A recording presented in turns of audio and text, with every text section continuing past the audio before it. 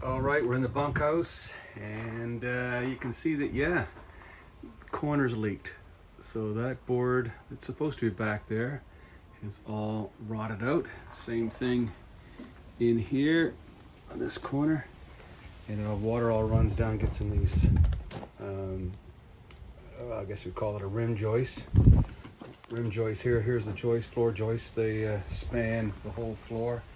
I'll have to cut these out, put new ones in, and you can see over on that side, let's get a shot of it, that's also a joist or a rim joist is on the outside of the wall, and we've got one right behind here as well that's it's already taken out. You can see that right back here is where it gets into the good stuff, so I have to sister into that. But I've got this one all ripped out. Skirting was nicely that came off the end here. There's just a few screws in it, so that was great. Gives me access to get the new one in. And the trickiest one's going to be back here. I want that gone as well. There's just screws along the bottom and back, and you can tell that they had water in there because look how rotten those puppies are.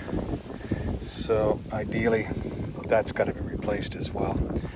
And I'm hoping that if I use an oscillating saw, I can zip off the bottom of those studs and then cut off these joists, and that piece comes out, hopefully without the roof caving in. So I might have to brace that a little bit. But anyways, that's a big job. Once that's the rims all on there, then I can put the joist back in and the flooring down, and then the walls go back together.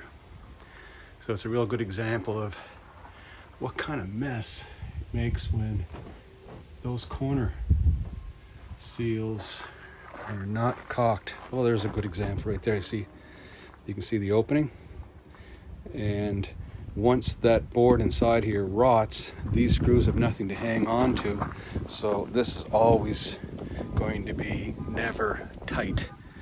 And I can tell that even inside, look at that old caulk in there. It's hard as a rock, like nothing, water's just going to sheet in there.